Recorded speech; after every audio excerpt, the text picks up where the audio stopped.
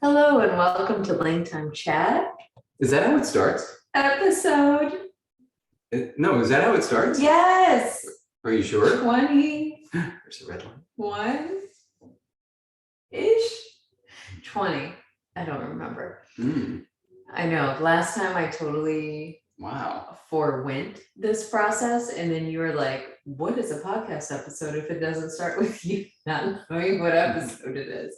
So here we are. This is pretty impressive, though. Episode whatever. If it's the 20th one, I mean, wow.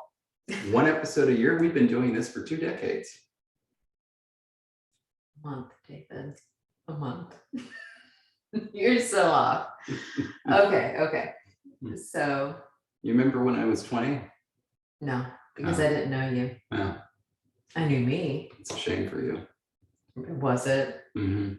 I've heard stories. Yeah. Have you seen pictures, though? Oh, whoa. That was not something to be missed. I'll reserve my comments for the Dark Knight podcast. Okay. Oh, party foul and brought mine. Okay, so we have show and tell. Yeah. Which is great for a podcast where you're listening. Yep, that's all right, because 1 year later, this will be out on YouTube. Eventually you'll see it. I feel like the camera is also a little blurry, but yeah, I don't know what's true about that. Anyway, okay, here we go. These are for all the people listening as David airplanes the camera and makes it all weird. These are our official Comic-Con 2021 special edition passes. Yep. We went to San Diego and went to Comic-Con special edition. And we're going to talk about it because it was my very first Comic-Con experience. Hey, like if you're wearing your glasses and you bring it close to you, like it makes it blurry, like you can't read it. No, not for me because I have bifocals. Okay, but like if I just take off my glasses and bring it close to me, I can read it. Why did my glasses make it worse? Because your glasses are for distance. This is terrible. I hate that. I hate glasses. Check this out. Yep. Okay, for a side note for anyone who's listening, I have bifocals, which means I have different prescriptions for close up and far away, which means if I were to look through the top, it wouldn't help. But if I were to look through the bottom, which I do when I read things, then it's perfect. So then you actually have to look through the top and the bottom, by the way. Check it out. They're 2 different QR codes. Except you may be surprised. Right. You may be surprised. Yeah. By how easy it is to look through the top or bottom based on what you're looking at. It'd make me feel like a cyborg or RoboCop. I don't know why, but or Tom Cruise from the Minority Report. Why? Having to look at different things. It's literally just looking through your normal eye line. Because when you read things, you normally look down. When you look at other things, you normally look up. It's normal, I promise. Is that a general you or me? That's general. It should be you, but what are you doing? Okay. Okay. Anyway, we went to Comic-Con. Yes. Not the Comic-Con, which I was told after I posted something on Instagram, and David was like, "Oh my God, you put the in front of Comic-Con?" No. It's very charming, though. It was very you. And so, damn it, we're at the Comic-Con. No, I'm trying to be Southern California, where you put the in front of everything, like the 5, the 10. And so I was like, okay, freeway, the 10 freeway. I can do this. The Comic-Con, and you're like, no. So there was I'm going to share this because this is what I think of when I think about the and the freeways. This is language related, so this counts. There's a joke on The Simpsons where Homer runs into a guy at a clothing store, and the guy takes a shine to him and says, invites him out to lunch, and so he says, "Hey, let's do lunch. You like tie?" Because they're at a clothing store. He says, "Tie good. You like shirt?" That's what it sounds like to me when you say like you know, we took 5. It's like, ooh, we make fire. Someone is just like, anyway, I wouldn't just say we took 5. No one says that. It'd be like I-5, or we Mhm. took 5 south, or we took 5 something, not just we Oh. took 5. Let me take you up to Northern California. Okay, well, listen, I'm not from Northern California. You may not know this about me, but I'm from the Midwest. Okay. And I would say Let me- like I took 44 East or Talk to them, and you'll 44 West. talk to them, and you'll hear like, oh yeah, just take 80 to Sacramento. Okay, I don't know. what to Yeah. tell you. Yeah. I That's could what we take, have to deal with. you know what? I could Mhm. take 44 to St. Louis. Yeah, I could do that. Never mind. I take everything back I just said. I could do it. 44 what, darling? 45. You gotta be, if you're gonna be St. Louis, be St. Louis. 45. No, I was just being something different. Mm, Different. right there. Anyway, so Yes. we're Yeah. gonna talk Comic-Con. Yes. Yes, we're going to do that briefly, and then we're going to transition into this other idea I had that's related. But it's a surprise idea. I'm scared. Yeah, I know. Okay. Okay, so first, we wanted to get to a panel at 3, and I suggested that we needed to leave by 12:30. And David leaving at 12:30 means we leave at 1:30, but go on. It was my fault? Yes, because when you said leave at 12:30, I was ready to leave our place at 12:30. I did not understand that what you meant was we need to leave and feed Aaron's cats and then be gone by 12:30. Yeah. We left here at 12:30, but then we stopped at the cats for We well over sure 45 did. minutes. We sure did. I meant we need to leave the area at 12:30.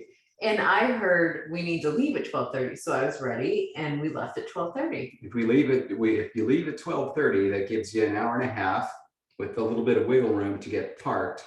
Then you can get the trolley and get over there and get your badges. And Hour and a hopefully- half, that's funny. Because here's the thing, not only did you take 45 minutes with the cats at Aaron's house, but then it took well over 2 hours to get to San Diego. You told me it was an hour and a half. Yeah. It was well over 2 hours in the car It's in stop and go traffic in the middle of nowhere. to give you the wiggle room. See, that's why you leave at 12:30.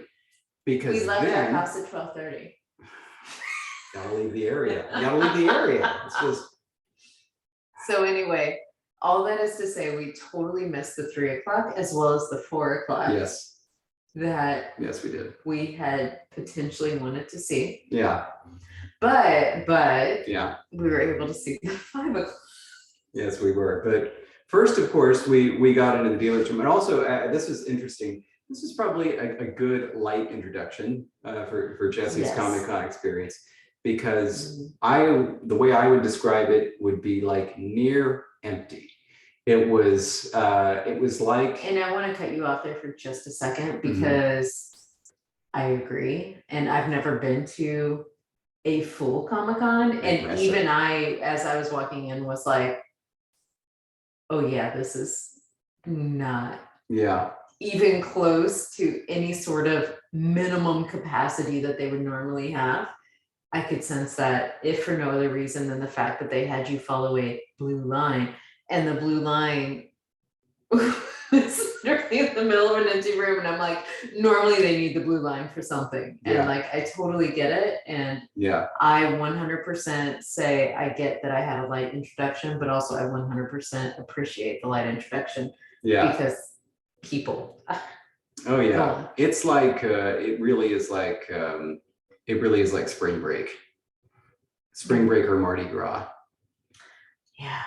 And for anyone who hasn't picked this up from the 2 years of us doing this, Mhm.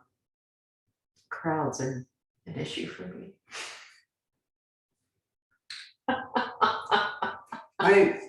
Well, now I'm thinking about this. Okay, go on. Should somebody have picked up on that? Is that something we deal with a lot when we're creating languages? I feel like we've shared enough personal stories that people following along from the beginning would be like, oh yeah, Jessie's just not good with crowds.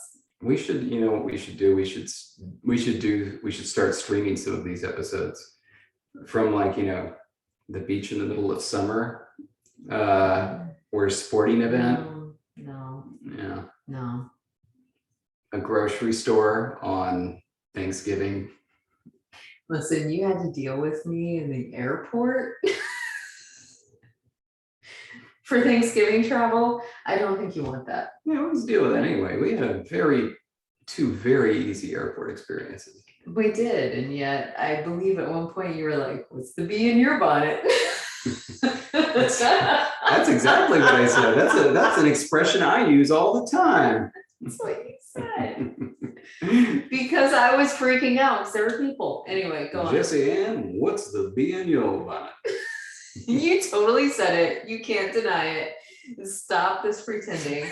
You said it because nobody you said it. Absolutely nobody who is listening right now believes that I said. They believe because I What's the said bee in you your said bonnet? it, and they know that I don't lie about such things. And I remember that you said it because I was like, wow, David used a country expression while asking me why I was in such a hurry to get out of the line for security because there were people just standing all too many people. Of the two of us, which one of us is more likely to lie? And I remind you, you are under oath. You are under I'm pointing directly at your nose for anyone who can't see.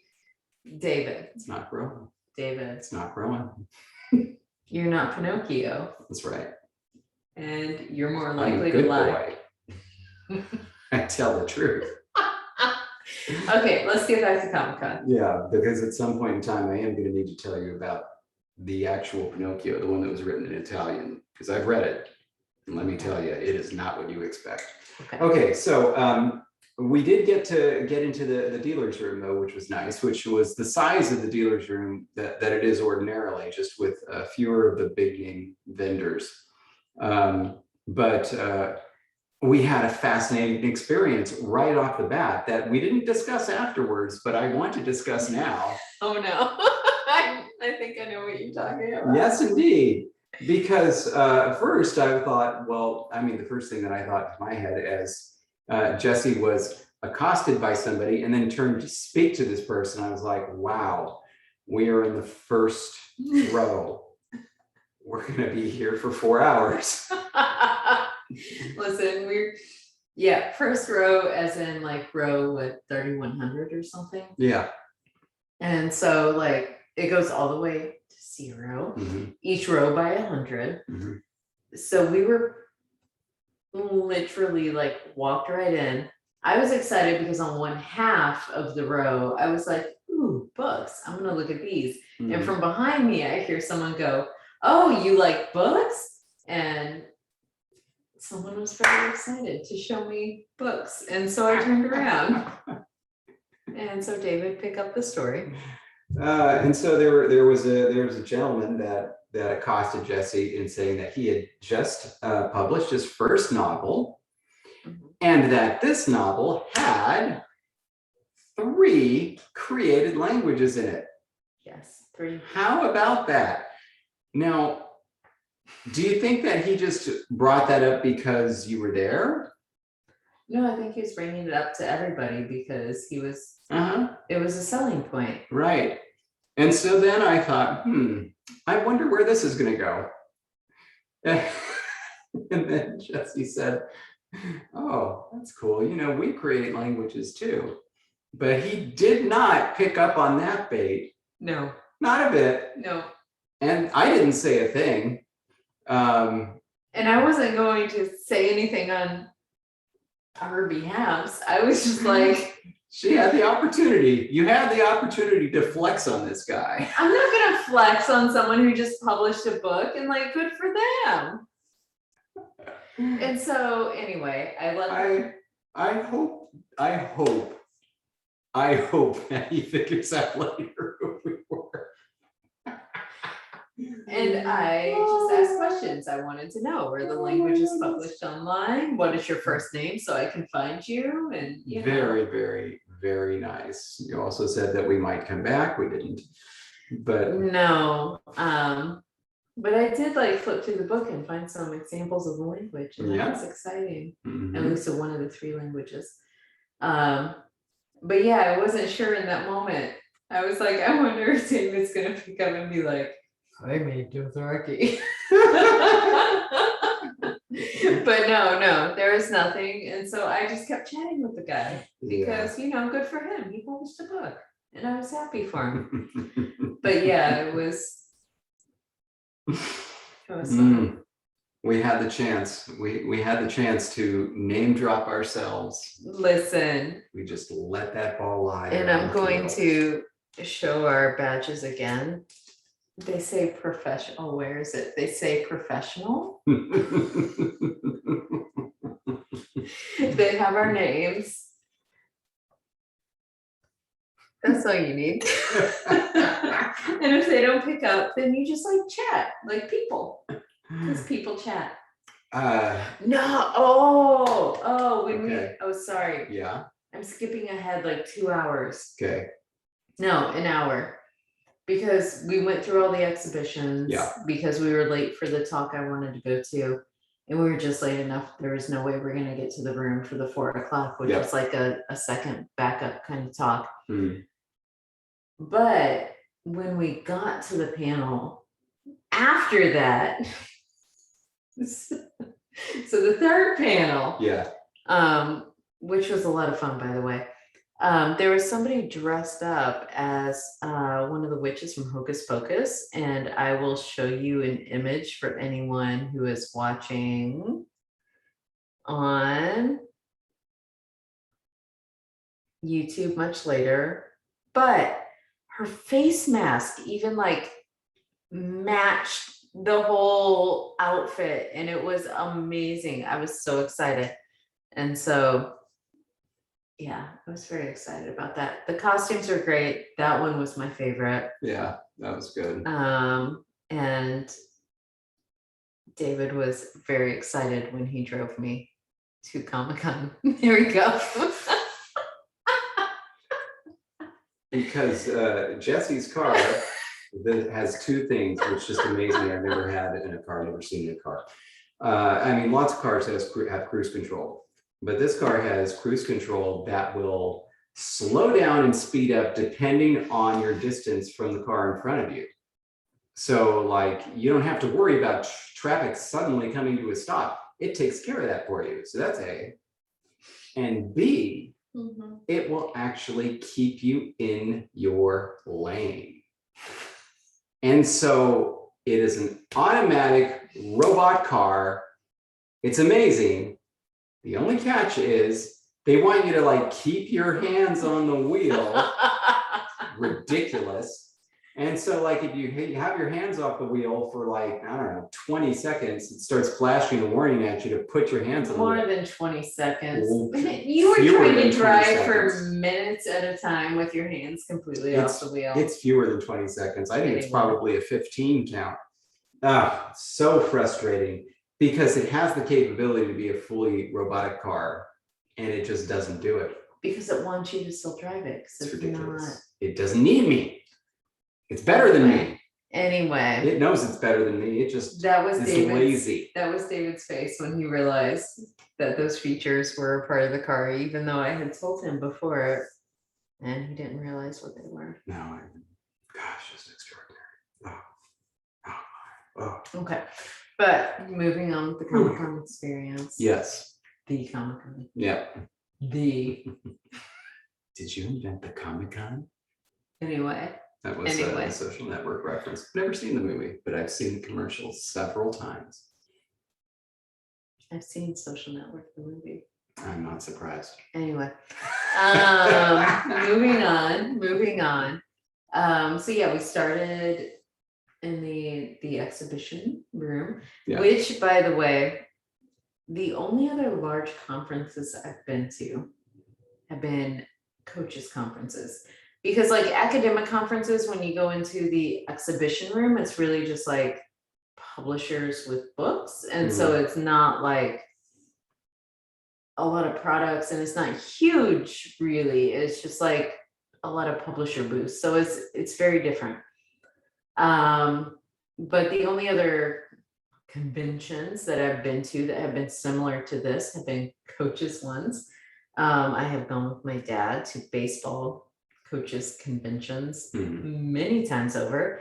And so it's like you walk into this giant room, and there's, all these aisles numbered and all these products. But obviously going to a baseball convention, all the products are like hitting machines and jerseys and bats and gloves and coaching things. And so this was new because it was all fun fan stuff and like shirts and you got stuffed so animals. excited about so many things and bought nothing. Yes, because as we went through them, I was like, well, I need to conserve because I'm going to see more amazing things. And then by the end of it, I was ready to go see some panels.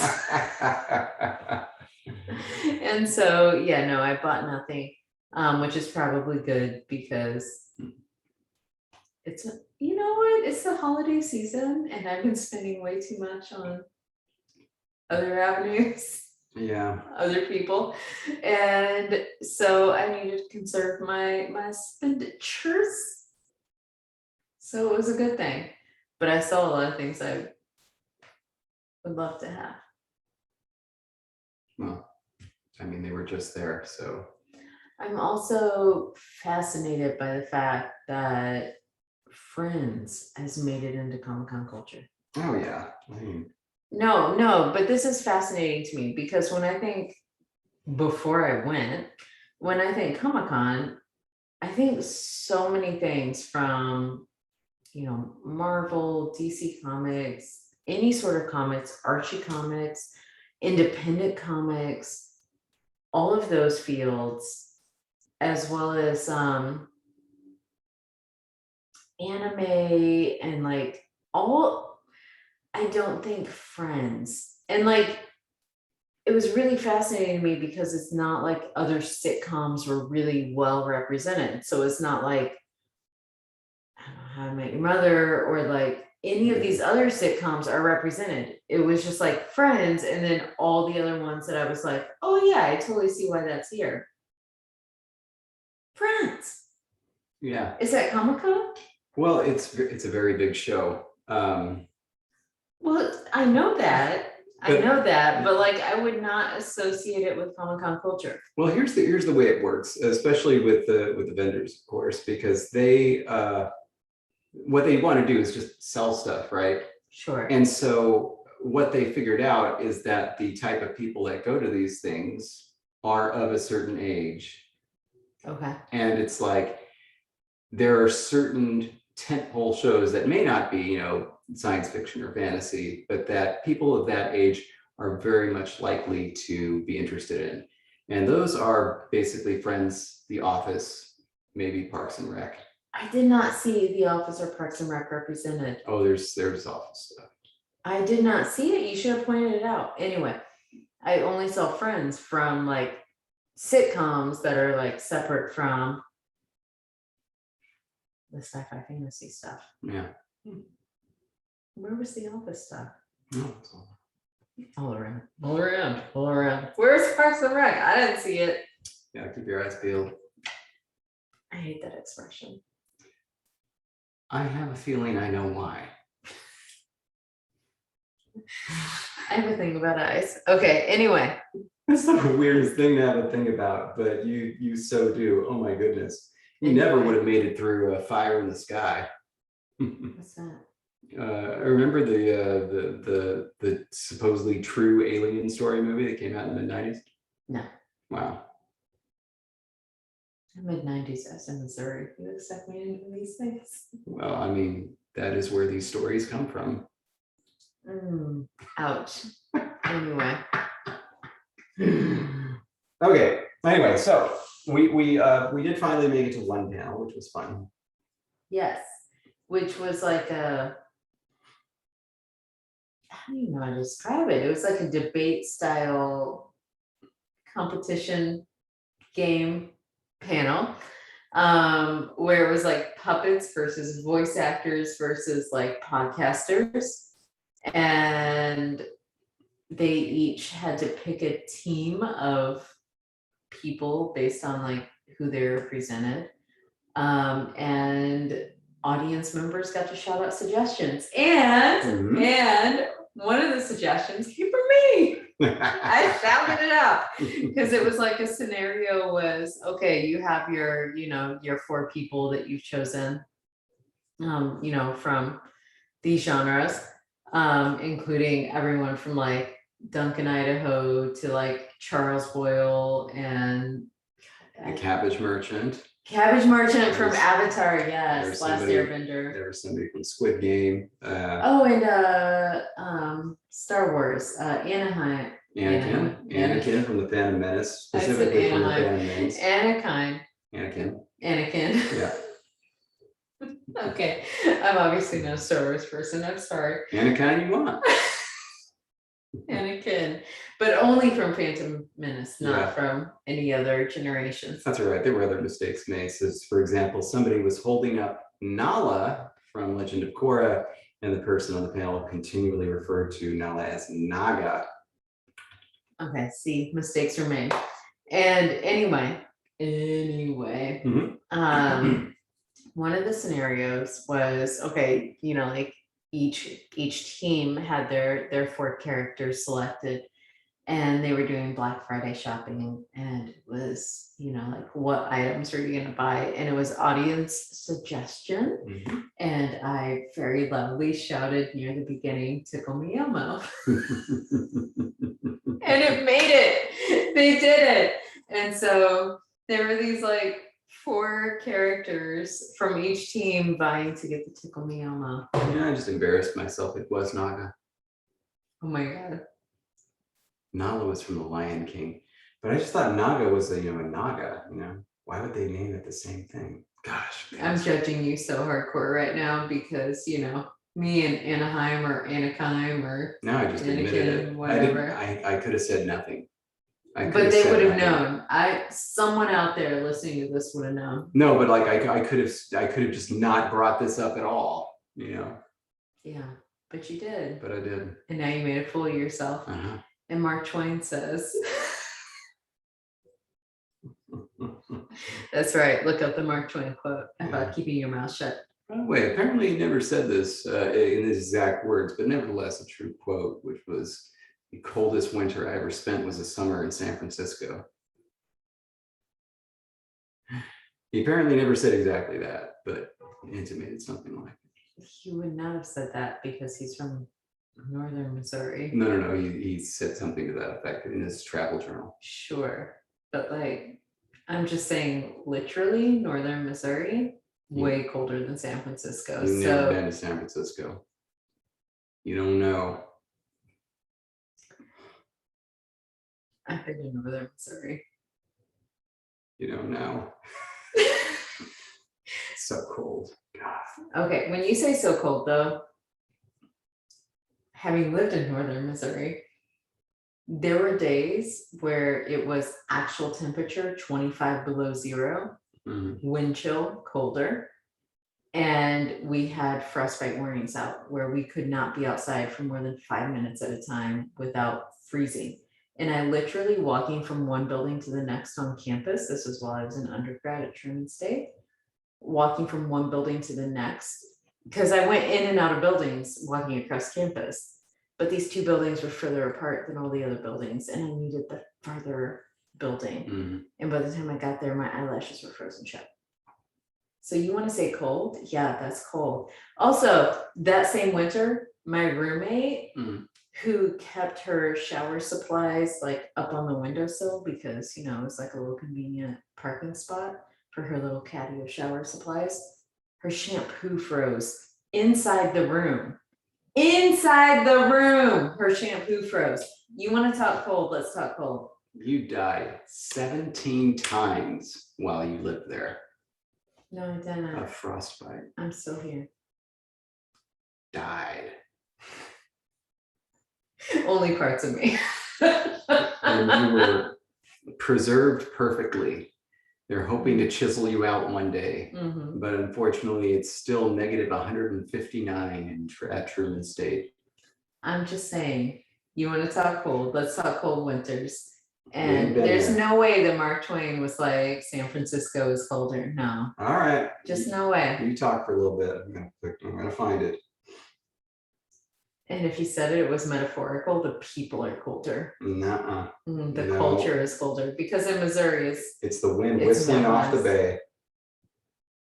Oh, well, you've obviously never heard the wind whistling across the plains. He's trying to find it. A very specific quote. Yeah, and you're supposed to be talking. Oh, I am supposed to be talking. Okay. So where did we leave off? Panel. Yeah. Good. Funny. My suggestion was taken up. They had like 5 different scenarios that they went through. It was a really fun hour. Give an example of one. I did the Black Friday, but do you want another? Yeah, give an example of another. Okay. Trying to think of what my favorite was. Oh, there was a good one where they were like at the Olympics and one team totally botched it, I gotta say, because they had Charles Boyle as one of their people and they didn't put him up for speed walking. And I was like, of all the people that are on this like weird collection of characters on this panel, Charles Boyle would be the speed walker and they did not put him up. They put, I forget who up, but it didn't work for them. But like the audience got to vote on whether certain moves were acceptable or good, like at the Olympics. In the archery, people put up, archers, and it was like, but would they have gone pro? And so it was a whole debate, and the audience got to decide, and so it was a lot of fun. Yeah, so I wanted to talk about this panel because Jessie and I privately and furiously many times have discussed conventions in general. This panel that you saw is basically the type of panel that happens at conventions. Okay. So I want you to imagine you had been on that panel. Do you feel like you could have hung? No. Oh, come on. Because out of the like 12 characters they're choosing from, maybe like 3. Well, yeah, but I mean, that was going to happen from time to time. Like you saw that a couple of them were clearly much more familiar with like 2 or 3 of them than they were with the 3rd or 4th, Right. Yeah. But for example, Charles Boyle very well. Listen, who would I be to be on a panel? What do you mean? Like, why would I be on that panel? Because you're you. Anyway, you're getting at far different issues, and that is for a far different session. No, that's for this session, because of course we are going to be at our first convention together in February. Which you then, after I signed up, you were like, you only signed up for 1 panel, and I'm like, that's all I was qualified for. And then you looked at all the panels. And now, do you see what it's more like? Yeah, there's no qualifications. I'm happy I chose 1. There's no qualifications. That 1 panel has not gotten back to me, so I'm not sure I'm qualified for it. Oh yeah. Oh, by the way, we have a separate chain with that phone. We're gonna set it up, and I also need your help with that. And I keep forgetting about it, but anyway, so don't worry about that. But that's kind of the idea behind these panels. Basically, it's not like going to a conference.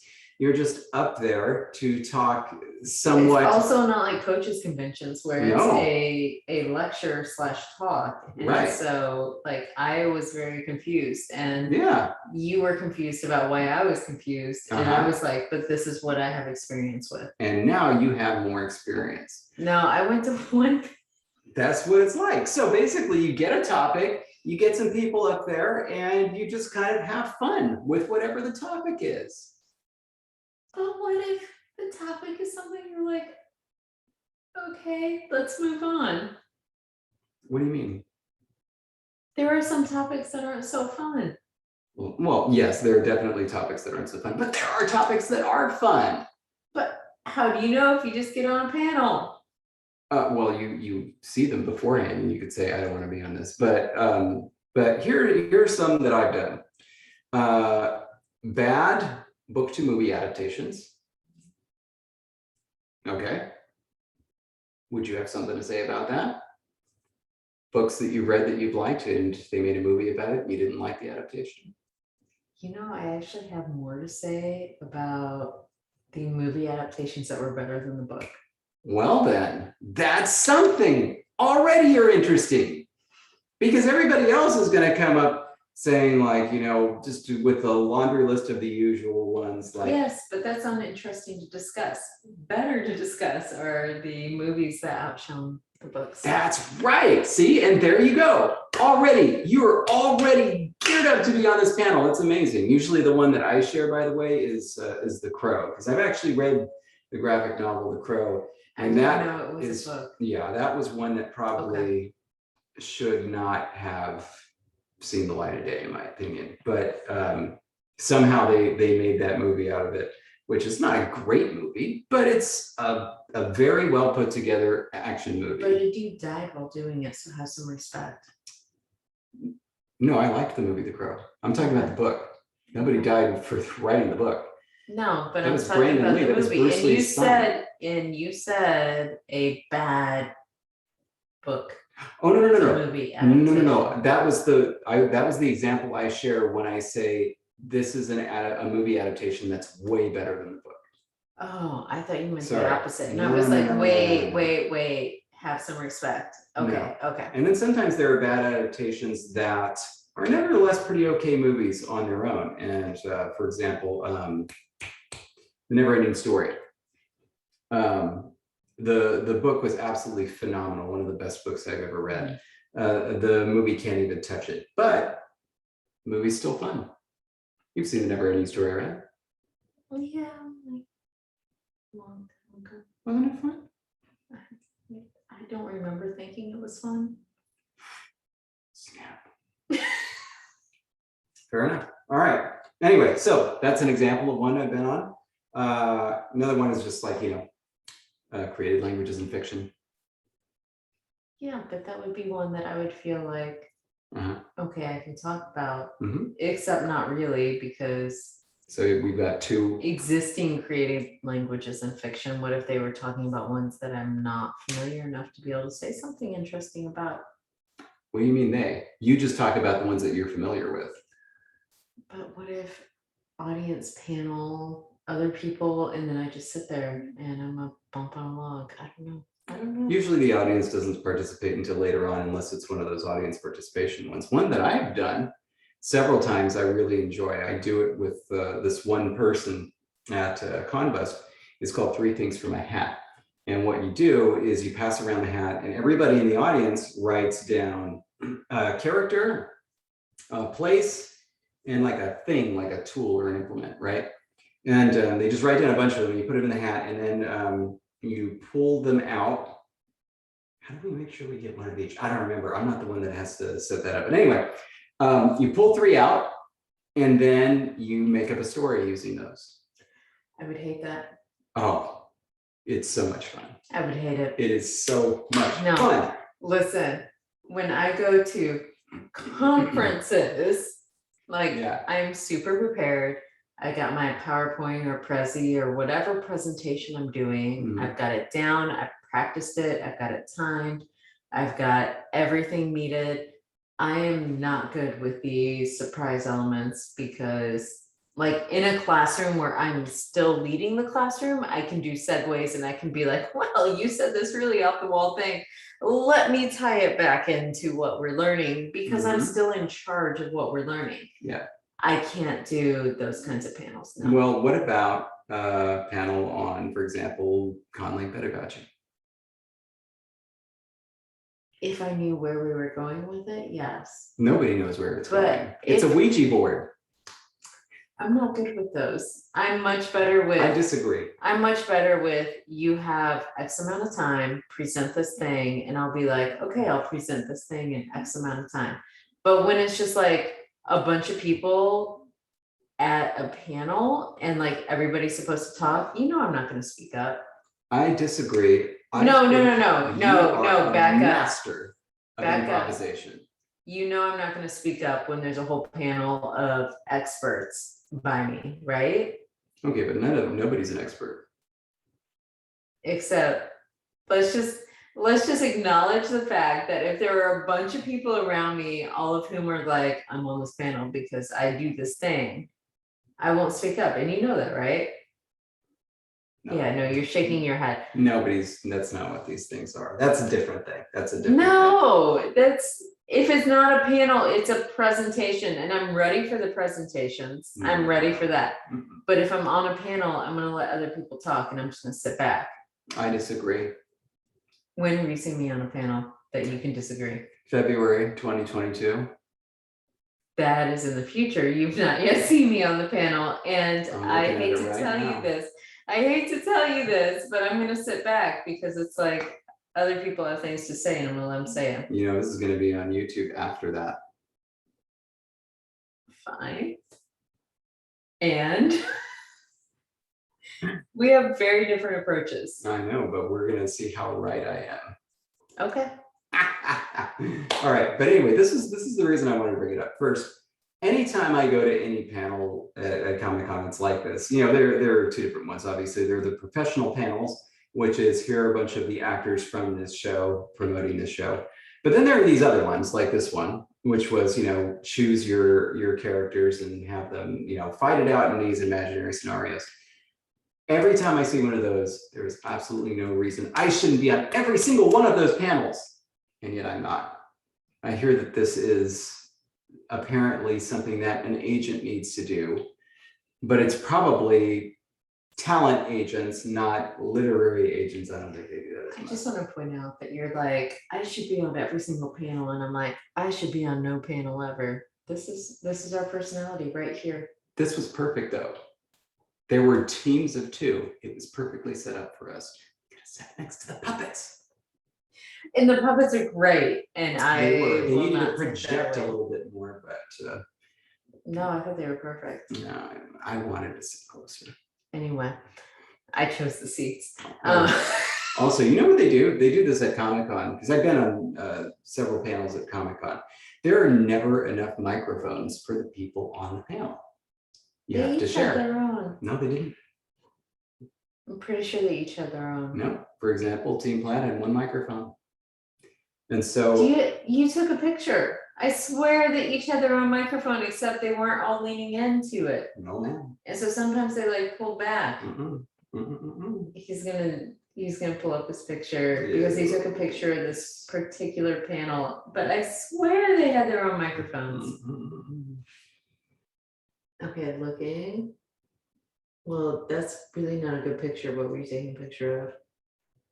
See, there's. She had one and he had one. They each had one in front of them. No, they didn't. Okay, wait. Look.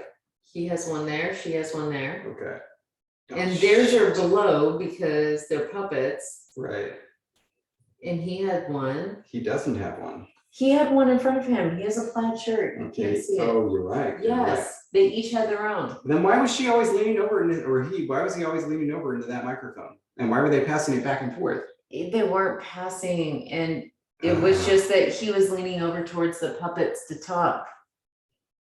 So that was away from his own microphone. Also, by the way. Okay, but no, I just want to we're- point out I was right. No, we're Go skipping on. ahead. Come on.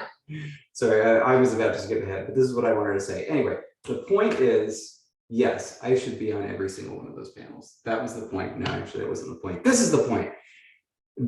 So obviously San Diego Comic-Con is a huge convention, but there are many, many, many much smaller conventions that are all across the country. And there are panels just like the one that we went to that are attended by or have people on them that have absolutely no credentials for anything. And so this is what we need to do. We need to have more conlanging panels. And you who are listening could be on these panels.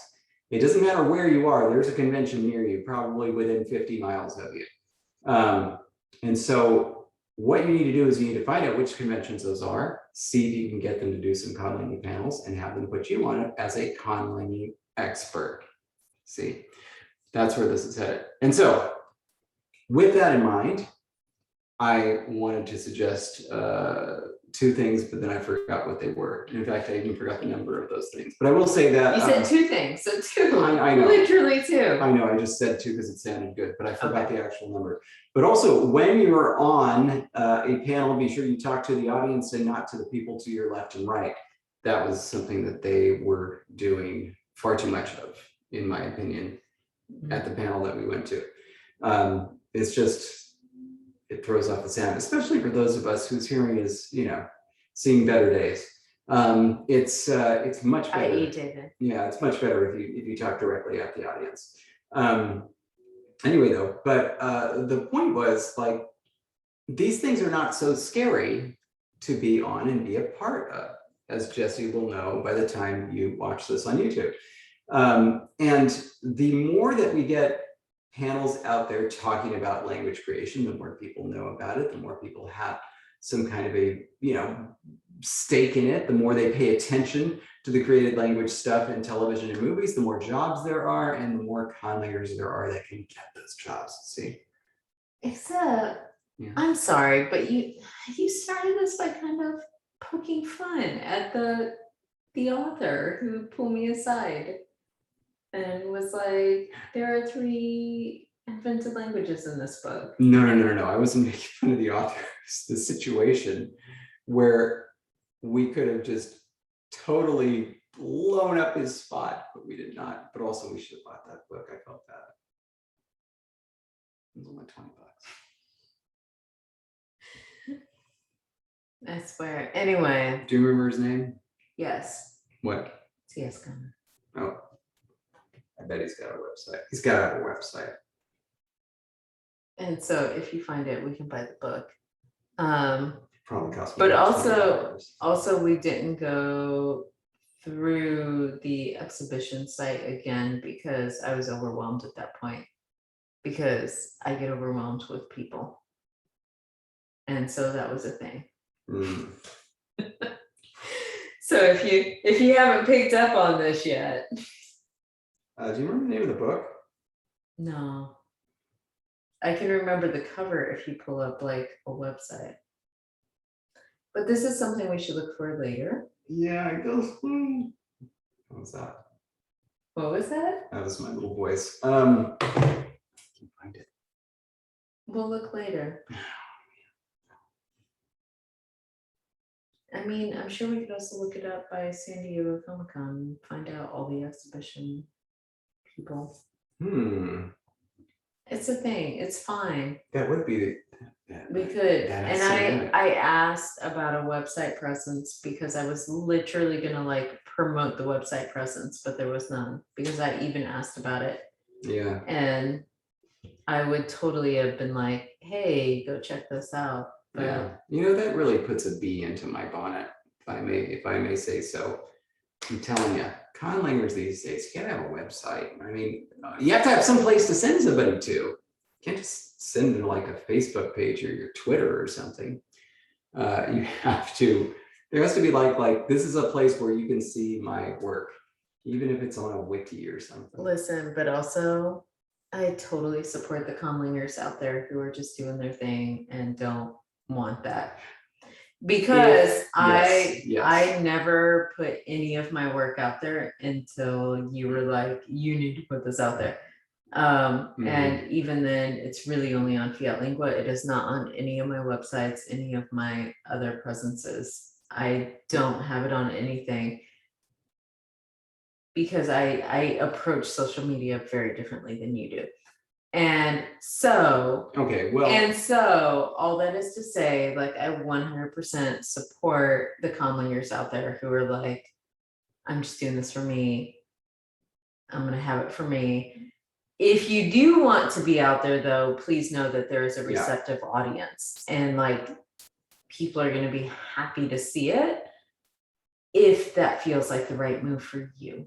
You are so much nicer than I am.